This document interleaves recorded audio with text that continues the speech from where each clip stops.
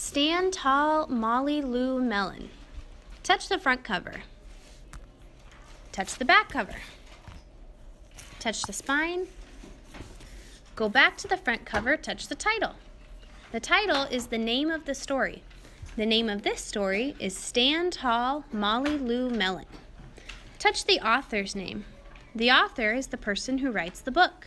The author of this book is Patty Lovell. Touch the illustrator's name. That's at the bottom of the page. The illustrator is the person who draws the pictures. The illustrator of this story is David Catrow. Open up the book. This is the title page. It has only the title. The title is Stand Tall, Molly Lou Melon. Turn the page. Molly Lou Melon stood just taller than her dog and was the shortest girl in the first grade. She didn't mind. Her grandma had told her, "Walk as proudly as you can, and the world will look up to you." Turn the page. So she did. Turn the page. Molly Lou Melon had buck teeth that stuck out so far she could stack pennies on them. She didn't mind. Her grandma had told her, "Smile big, and the world will smile right alongside you." Turn the page. So she did. Turn the page. Molly Lou Melon had a voice that sounded like a bullfrog being squeezed by a boa constrictor. She didn't mind. Her grandma had told her, "Sing out clear and strong, and the world will cry tears of joy." Turn the page. So she did. Turn the page. Molly Lou Melon was often fumble-fingered. She didn't mind. Her grandma had told her, "Believe in yourself, and the world will believe in you too." Turn the page. So she did. Turn the page.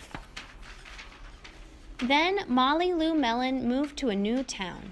She had to say goodbye to her grandma and all of her friends. Turn the page. And start in a new school. Turn the page. On the first day of school, Ronald Durkin called her Shrimpo in gym class. When the game started, Molly Lou Melon caught the football, ran under the legs of Ronald Durkin, and scored a touchdown.